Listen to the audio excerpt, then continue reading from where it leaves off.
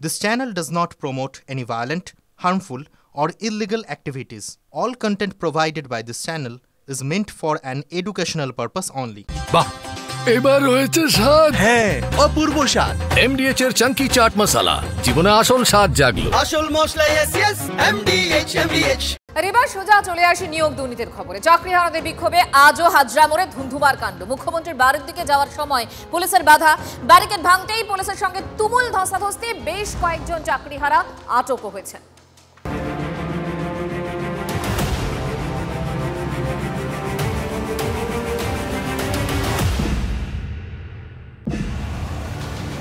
আচমকা কালীঘাট অভিযানে সোমবার দুপুরে অবরুদ্ধ হাজরা মোড়। চাকরিহারা পুলিশের ধস্তাধস্তি, ভিড় সরাতে পুলিশের ধরপাকড়। হাজরা মোড়ে কিন্তু রীতিমতো ধুন্ধুমার পরিস্থিতি শুরু হয়েছে এই চাকরিহারা আন্দোলনকারীদের কর্মসূচিকে কেন্দ্র করে। ক্যামেরা পার্সন গৌরবকে দেখানোর চেষ্টা করবো। একেবারে হাজরা মোড় অবরুদ্ধ করে তারা বিক্ষোভে সামিল হন এবং তারপরেই আমরা দেখতে পাচ্ছি যে সমস্ত পুলিশ কর্মীরা রয়েছেন তারা কিন্তু এই সমস্ত আন্দোলনকারীদের এই মুহূর্তে আটক করে প্রিজন ভ্যানে তোলা হচ্ছে। মুখ্যমন্ত্রীর সঙ্গে দেখা করতে এসেছিলাম, কিন্তু আমাদেরকে জোর করে গাড়িতে টেনে তুলে নিয়ে যাচ্ছে কেন? দেখা করতে চাইছিলাম মুখ্যমন্ত্রী ডিআই অফিসের তালিকার রাতে চক্রান্তে এসএসসি চেয়ারম্যান আমাদের ডিআই অফিস থেকে যোগ্যতার তালিকায় ঠাঁই না হওয়ায় কালীঘাট অভিযানের ডাক দিয়েছিলেন শিক্ষক শিক্ষিকারা। 17,206 জনের মধ্যে নাম থাকলেও নতুন যে তালিকায় এসএসসি ডিআই অফিসে পাঠাচ্ছে সেখানে নাম নেই। বাদ পড়েছে 1,803 জনের নাম। মোট 15,403 জনের তালিকা প্রস্তুত করেছে কমিশন। ইচ্ছে করে আমাদেরকে যেতে দিচ্ছে না, আদালত আমাদেরকে যেতে বারণ করেনি, আদালত আমাদের নিষেধ করেনি যে রায় দিয়েছে আদালত। আপনি এসএসসি না গিয়ে মমতা বন্দ্যোপাধ্যায়ের বাড়িতে কেন? এসএসসি কাছে আমরা গেছি, আজ 5 দিন ধরে ওখানে বসে আছি, কিন্তু চেয়ারম্যান দেখা করছে না, আমাদের কথা শুনছে না, তাই আমরা দিদির কাছে এসেছি। চাকরিহারাদের কালীঘাট অভিযানকে কটাক্ষ কুণাল ঘোষের। আইনি কাঠামোর মধ্যে থেকে কিভাবে সুরাহা দেওয়া যায় ধাপে ধাপে তার ব্যবস্থা হচ্ছে এবং মুখ্যমন্ত্রী আপ্রাণ চেষ্টা করছেন। এই সময়টার মধ্যে কেউ বা কারুর প্ররোচনায় মুখ্যমন্ত্রীর বাড়ি চলো, হাজরা চলো, এটা তো করা যায় না। যা করণীয় আইনি পরামর্শ নিয়ে খতিয়ে দেখছেন, সেই টাইমটা দেবেন তো, তার বদলে রাজনৈতিক পারপাস সার্ভ করতে কেন যাচ্ছে? এই মুহূর্তে মুখ্যমন্ত্রী দীঘায় রয়েছেন। পুলিশের দাবি এই জমায়েত বা মিছিলের কোনো অনুমতি দেওয়া হয়নি। কয়েকজন আন্দোলনকারী ধস্তাধস্তিতে অসুস্থ হয়ে পড়েন। ক্যামেরায় গৌরবের সঙ্গে সুপ্রিয় গুহর রিপোর্ট, TV9 বাংলা।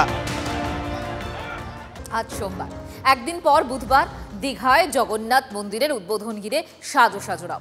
দীঘা পৌঁছে গিয়েছেন ইতিমধ্যেই মুখ্যমন্ত্রী মমতা বন্দ্যোপাধ্যায় এবং উদ্বোধনের আগে আগামীকাল মন্দিরে যজ্ঞানুষ্ঠানের যে আয়োজন করা হয়েছে সেই ছবিও আমরা দেখতে পেয়েছি এবং সেই অনুষ্ঠানে যোগ দিতে পারেন মমতা বন্দ্যোপাধ্যায়ও।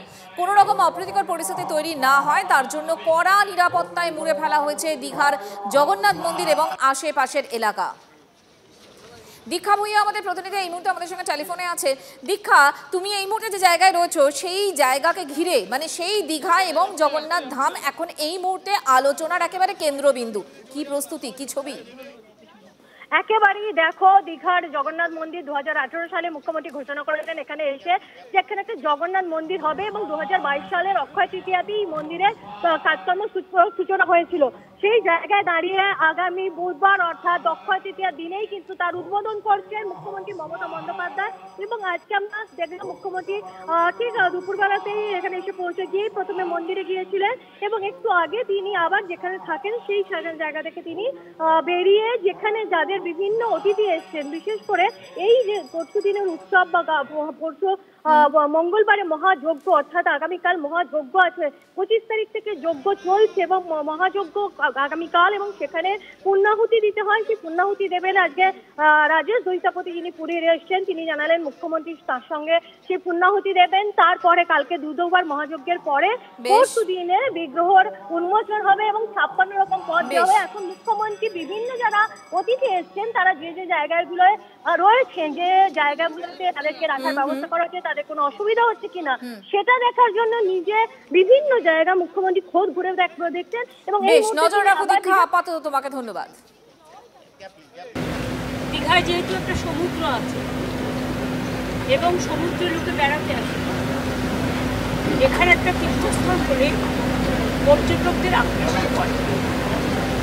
আর আমি মনে করি যে দীঘা সৈকত সরণিতে যে জগন্নাথ ধাম তৈরি হয়েছে, এটা হাজার হাজার বছর ধরে বাংলার স্থাপত্য, বাংলার যে নতুন প্রজন্মের জন্য, পুরনো প্রজন্মের জন্য বা এখনো যারা আছে সবার জন্য নতুন একটা কৃষ্টি, একটা সংস্কৃতি, একটা সম্প্রীতি, প্রতিটা তো নিশ্চয়ই একটা অন্যরকম পাখা যুক্ত করবে পালঙ্কে, এবং